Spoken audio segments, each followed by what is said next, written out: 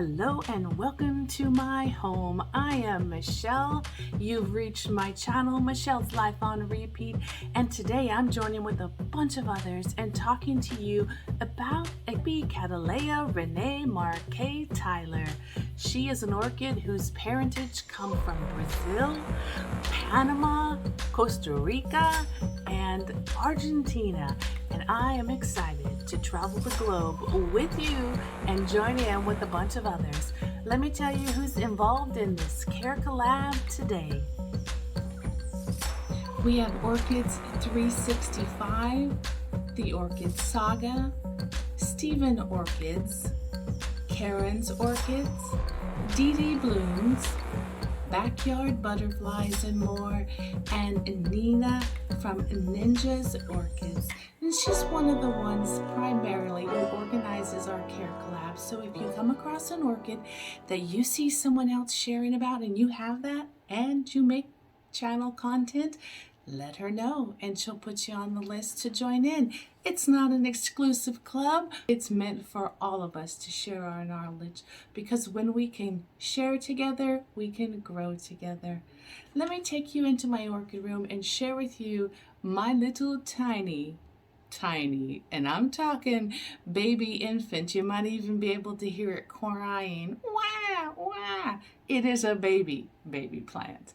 And I will share with you what it will look like when it's going to be a big plant.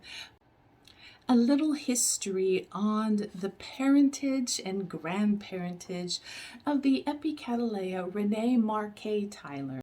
I love doing genealogy on my own family trees, so this was fun to find out who are the parents that make up and the grandparents that make up this beautiful orchid. And as a seed parent on one side, 50% of her is made up by the Epidendrum pseudodipendendrum.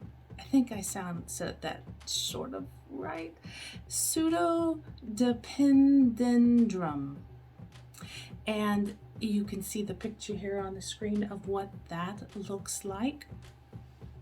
The pollen parent is made up from Cattleya classiana. I think I pronounced that correctly. And she has two parents. And so there's a picture here of the Cattleya classiana. And the two parents or grandparents that make up her, because she is a hybrid, are two species, one called Cattleya intermedia, along with the Cattleya lodogessii. I just love that name, lodogessii. It's just a beautiful name. So that is the genealogy of the Epicattleya Rene Marques Tyler. The epidendrum is normally found in the native areas of Costa Rica and Panama.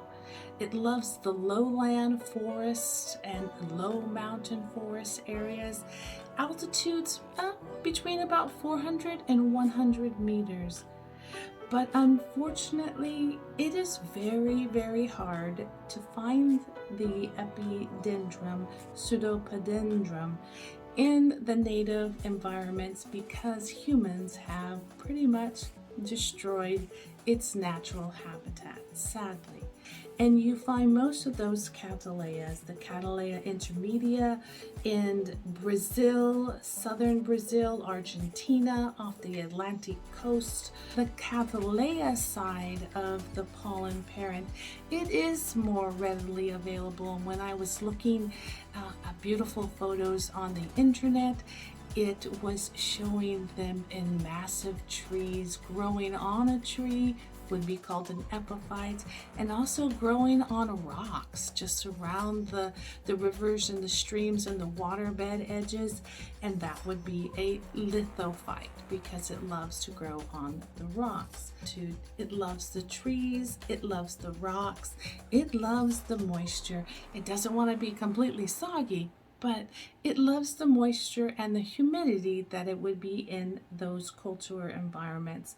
So putting the two family members together, it is apparent that this plant would do wonderfully well in anywhere from warm to mediate to warm temperatures. It can handle a little bit more cold because of the lower altitudes, and it's gonna like probably whatever you are comfortable with in your home.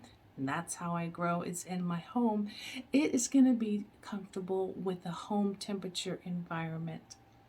I rarely get anything over the 100 degree mark here in my orchid grow room, but it does happen on occasion. So I will just have to keep my eye, make sure there are fans blowing, and keep the water levels going to keep these plants happy.